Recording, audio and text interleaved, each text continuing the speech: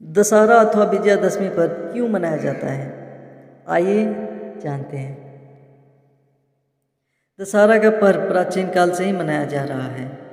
परंपरा के अनुसार कालांतर में इसे मनाने के स्वरूप बदलता रहा है। इस दिन का बहुत महत्व माना गया है। हिंदू कैलेंडर के अनुसार यह दिन आश्विन माह के शुक्ल पक्ष की दशमी को मनाया जाता है। इस बार यह अंग्रेजी कैलेंडर के अनुसार 24 अक्टूबर 2023 को मनाया जाएगा। आइए जानते हैं कि दशहरा अथवा विजयादशमी पर क्यों मनाया जाता है। माता ने किया था महिषासुर का वध। इस दिन माता कात्यायनी दुर्गा ने देवताओं के अनुरोध पर महिषासुर का वध किया था।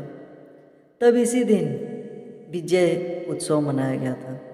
इसी के कारण इसे विजयादशमी कहा जाने लगा। विजया माता का एक नाम है।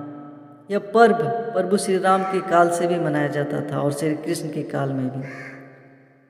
माता द्वारा महिषासुर का वध करने के बाद से ही असत्य और सत्य की जीत का पर्व विजयादशमी मनाने जाने लगा।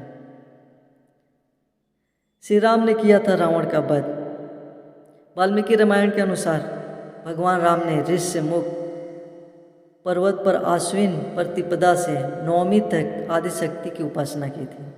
इसके बाद भगवान श्री राम इसी दिन किष्किंधा से लंका के लिए रवाना हुए थे। यह भी कहा जाता है कि रावण वध के कारण दशहरा मनाया जाता है।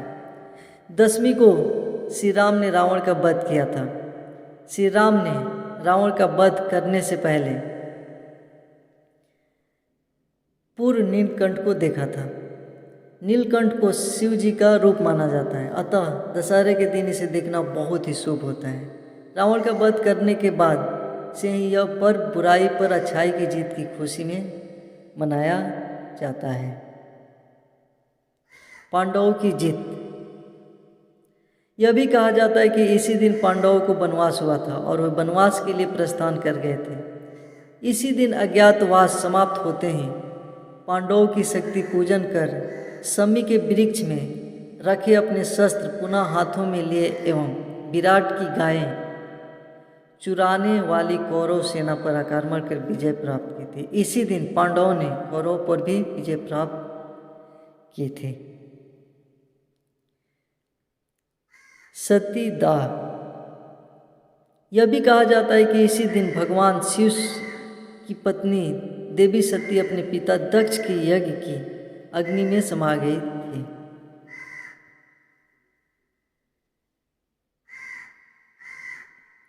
चतुर्मास समाप्ति। कुछ लोगों के अनुसार इस दिन से वर्षा ऋतु की समाप्ति के साथ ही चतुर्मास भी समाप्त हो जाता है। हालांकि चतुर्मास देव उठनी एकादशी पर समाप्त होता है। कृषि उत्सव। वैसे देखा जाए तो यह त्यौहार प्राचीन काल से चला आ रहा है। प्रारंभ में यह एक कृषि संबंधी लोकोत्सव था। वर्षा ऋतु में बोई गई धान की पहली फसल पर जब किसान घर में लाते तब यह उत्सव मनाते थे। इस दिन से वर्षा ऋतु की समाप्ति के साथ ही चातुर्मास की समाप्ति हो जाता है। वर्षा ऋतु में बोई गई धान की पहली फसल जब किसान घर में लाते तब यह उत्सव मनाते थे। इस काल से सेहत बनाने का समय प्रारंभ हो जाता है। शमी देने का प्रचलन। माना जाता है कि दशहरे के दिन कुबेर ने राजा रघु को स्वर्ण मुद्रा देते हुए शमी की पत्तियों को सोने का बना दिया था। तभी से शमी को सोना देने वाला पेड़ माना जाता है। यह भी कहा जाता है कि एक ब्राह्मण ने एक राजा से दक्षिणा में 1 लाख स्वर्ण मुद्राएं मांग ली थी, तो चिंतित राजा ने 1 दिन की मोहलत मांगी। राजा को सपने में भगवान ने दर्शन देकर कहा कि शमी के पत्ते लेकर और मैं उसे स्वर्ण मुद्रा में बदल दूंगा। यह सपना देखते ही राजा की नींद खुल गई। उसने उठकर शमी के पत्ते लाने के लिए अपने सेवकों को साथ लिया और सुबह तक शमी के पत्ते एकत्रित कर लिए। तभी चमत्कार हुआ और सभी शमी के पत्ते स्वर्ण में बदल गए।